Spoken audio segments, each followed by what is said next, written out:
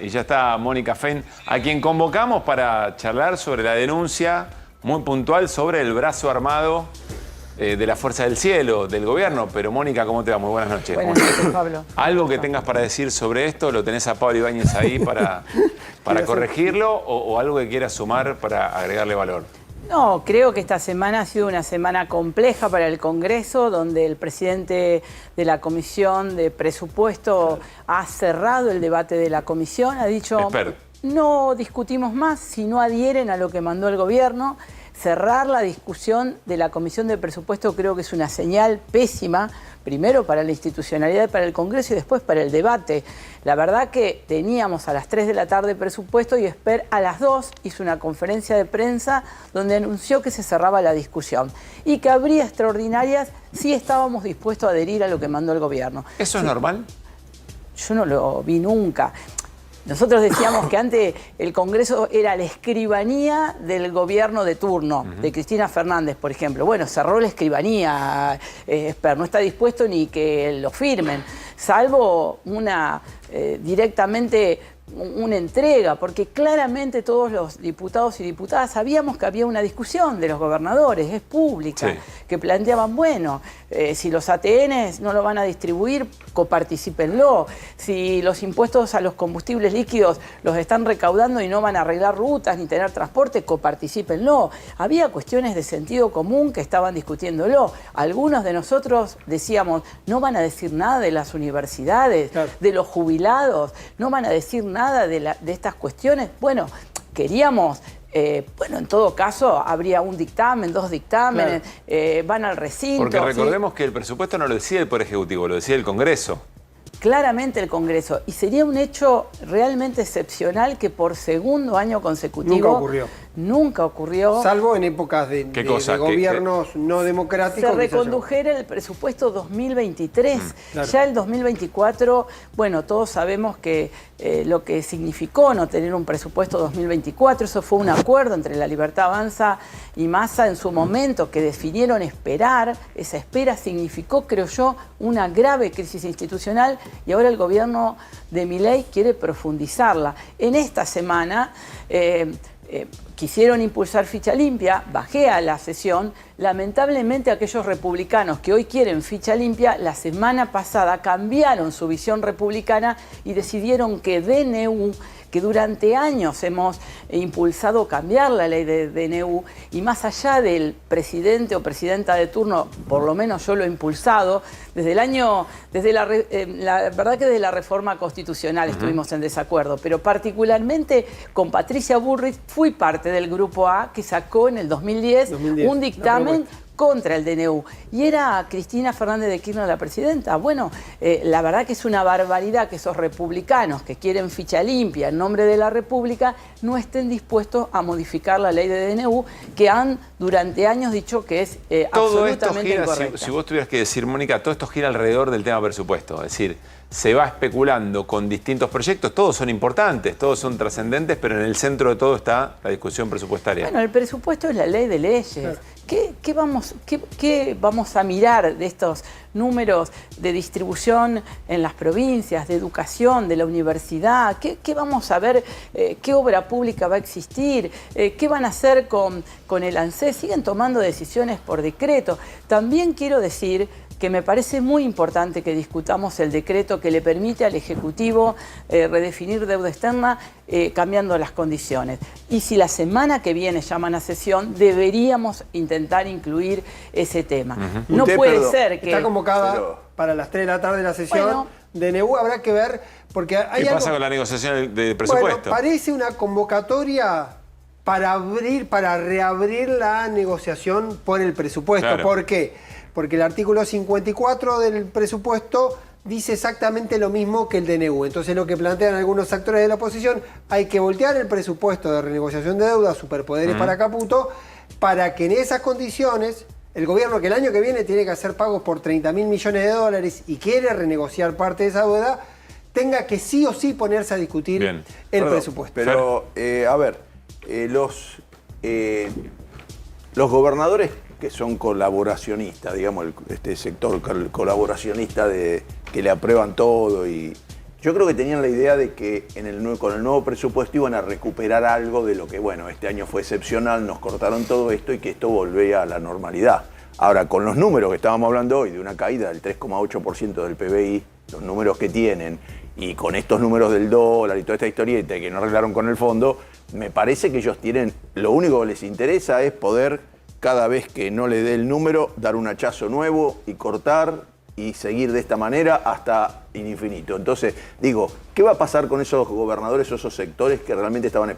porque los números no dan, no es lo que quiera el gobierno, es lo que el gobierno sabe que los números no dan y no le va a permitir. Entonces, cuando se empiece a tensar eso? Porque acá estamos hablando de la deuda, pero hay una cuestión increíble, realmente. Yo, como diputada, le pregunto, ¿usted se imagina si en algún gobierno peronista se hubieran llevado miles de millones de dólares afuera de oro y no dijeran dónde está? No están diciendo dónde está. Es una cosa delirante. Sí, que claramente comparto. Hemos hecho pedido de informe. Nos parece que las herramientas que tenemos son insignificantes al lado de esa magnitud. Yo creo que tenemos un gobierno que genera miedo. Y lo voy a decir porque se emparenta con la denuncia que hemos hecho con Esteban Paulón. El miedo... es una construcción social, es un cambio cultural muy importante. Los que vivimos en la dictadura lo recordamos. Yo era muy joven, pero nunca me voy a olvidar de lo que significaba el miedo de salir a la calle, el miedo de hablar, el miedo de reunirnos. Bueno, los gobernadores yo creo que tienen miedo de quedarse sin presupuesto, miedo de gobernar con un gobierno nacional que no va a hacer ninguna obra pública y que no está dispuesto a ceder en nada para darle gobernabilidad a las provincias. Creo que los periodistas, no ustedes, pero en general, se va instalando la idea del miedo. Todos los que hablan o son ensobrados, bueno, hoy hay nuevos adjetivos. ¿A qué le puede tener miedo a un gobernador? Digamos, si alguien... ¿Cuál es el miedo? Porque es un tema que a mí objetivamente me plantea. ¿Qué tiene miedo? ¿Que te tuitee el gordo Dan? Bueno, primero que no... El tuiteo del gordo de Dan es... hoy con el brazo armado tiene otra magnitud, pero aquí hay un presidente que define poner a los enemigos enfrente, quiénes son los buenos y los malos, y que ataca en forma directa a aquellos que los cuestionan. Y gobernar, lo digo porque he sido intendenta, significa tener recursos para resolver problemas. La educación está en sus manos, la salud cada vez más en sus manos. Ya no hay recursos que vengan de programas de los estados nacionales. Si vos en Rosario tenías una crisis educacional o una crisis en salud, rosarinos y rosarinas te iban a mirar a vos, te iban a cuestionar a vos, no a ver si la provincia no te bajaba los recursos o Nación no te bajaba. La obra pública en el barrio, lo hemos vivido. No siempre los gobiernos nacionales han distribuido equitativamente los recursos. Lo han distribuido de acuerdo a su mirada política. Hemos sido muy discriminados por los gobernadores tienen miedo de no revalidar su mandato. De tener que gobernar. Pero es que no le están dando nada. Bueno, pero creo que hay una expectativa que en el fondo algunos tendrán, supongo, que no se va a cumplir. Y creo yo que no se va a cumplir. Pero digo, ya te engañaron una vez, te van a engañar otra vez. No estoy hablando de una actitud de miedo. Creo que este gobierno quiere generarnos, y por eso nosotros también denunciamos a este discurso del brazo armado que plantea palabras que hemos escuchado: exterminar, que, bueno, los progresistas son excremento humano. Digo, todas esas cuestiones que vienen a incitar al odio, incitar a la violencia colectiva, creemos que deben ser analizados. ¿Cuál es la formalidad de la denuncia? Mónica, recordemos, es una denuncia contra la agrupación La Fuerza del Cielo, presentada en la Sociedad Italiana en San Miguel hace pocos días, y teníamos a Daniel Parisini, diciendo que era el brazo armado del grupo pretoriano, la guardia pretoriana de Javier Milei. Esteban Paulón, colega diputado de Mónica Fein, decía: ni baiteo, ni broma, ni incitación a la violencia. Baiteo es como una carnada, como entrar en la trampa. Denunciamos penalmente a la Fuerza del Cielo por incitación al odio, intimidación pública e incitación a la violencia colectiva. No hay lugar en nuestra democracia para la violencia política ni la prepotencia del poder. Mónica. Bueno, los que hemos votado en contra de la ley Bases, lo que nos hemos opuesto a muchas cuestiones de mi ley, vivimos soportando una acción colectiva, organizada por este grupo, unido cuando cuestionamos que Santiago Caputo es un funcionario fantasma porque no presenta declaración jurada, porque no sabemos si tiene firma, pero es capaz de poner un juez de la Corte.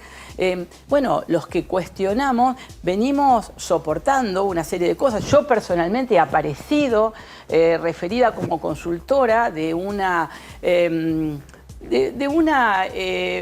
mecanismo de ahorro piramidal, todos esos mecanismos en Internet. He presentado una denuncia a la Justicia Federal. ¿Cómo fue eso? ¿Cómo apareciste ahí? Bueno, ¿qué sospechás? En las redes. Sí, es un sitio cuyo sede es Islandia, anónimo, donde aparezco como consultora. Hay una nota de Luis Novarecio Amaratea, que es el que actúa de carnada en esa nota. Luis Novarecio también se sumó a la denuncia porque no es una nota real. Una vez que uno entra a esa nota y va al sitio web, le incitan a apostar y aparezco como consultora en ese sitio web. Nada. ¿Y a qué lo atribuís? Por supuesto que lo atribuyo. ¿Qué Maratea? ¿Santi Maratea? Sí. ¿Y él sí aparece real? Él aparece en una entrevista con Luis Novarecio previa. Luis Novarecio se ha sumado a la denuncia porque esa entrevista no es real. En el sitio web de esa entrevista, que habla de algo de las apuestas, pero en el sitio web plantea cómo obtener con 800 pesos 2 millones, una cantidad importante de personas dicen lo que han invertido, y aparezco como presidenta del Partido Socialista, yo consultora, con otro agravante, que es que Patricio Echegaray, del Partido Comunista, que murió hace algunos años, somos los dos que aparecemos como consultores. Cualquier cosa, claro, nadie sabe. Bueno, la gente que no sabe. Uno podría decir que es un hecho bastante ridículo. Sin embargo, vos decís que alguien te puso ahí para amedrentarte, para creo que nada es casual, que hay una acción de este gobierno donde... a Paulón lo persiguen, hoy te escuché en un programa de radio, lo vuelven loco con el tema de su campaña con el LGTB. Bueno, él es un militante de la diversidad, todos los conocemos, de la Federación, fue un militante por el matrimonio igualitario, por la identidad de género. Bueno, unen su orientación sexual a la pedofilia, al delito. Todo el tiempo estos actores unidos a Santiago Caputo y a las redes sociales plantean... por eso digo la acción, vamos a ir a revisar tu computadora. Bueno, la verdad que son acciones que generan amedrentamiento, que generan violencia y generan odio. Yo creo que no hay que naturalizarlas, por eso hacemos una denuncia y por eso creo que tenemos que fortalecer las instituciones que se quieren llevar puesta no discutiendo el presupuesto, que se quieren llevar puesta diciendo que ahora Milei tiene que tener todos los superpoderes, y me parece que parte de nuestra función como diputados es no tenerle miedo, discutir el presupuesto y obviamente denunciar acciones que amedrenten a cualquier ciudadano. ¿En qué medida ves este miedo al que te referís extendido en la Cámara de Diputados? Hemos visto cómo se han entregado algunos sectores a los deseos del gobierno. Pero esto que ocurre sobre todo con la violencia digital, ¿no? Y con esto que algunos llaman las milicias digitales, porque además está muy organizado, y el Gordo Dan es un exponente de esto, a punto tal que se ha ganado un premio, ¿no? Por esta cuestión y por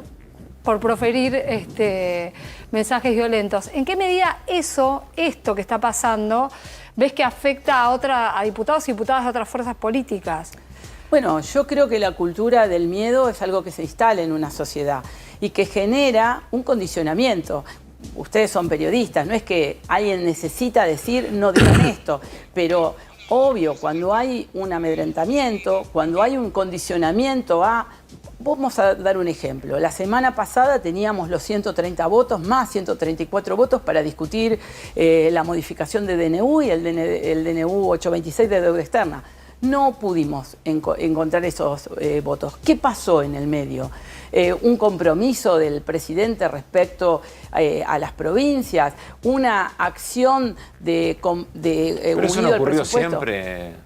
Sí, claro que Mónica. Que hubo siempre condicionamientos, Pablo, no voy a decir que no, pero los condicionamientos tenían un objetivo de la negociación. Yo creo que aquí hay una un objetivo, porque el presupuesto no se está negociando, o por lo menos hasta ahora no se está negociando, hay un objetivo de eliminar al Congreso, de hacer callar al Congreso, de evitar que el Congreso, es más, hay una sensación de los diputados que nos vamos el 30 de noviembre y hasta el 1 de marzo no vamos a tener funciones.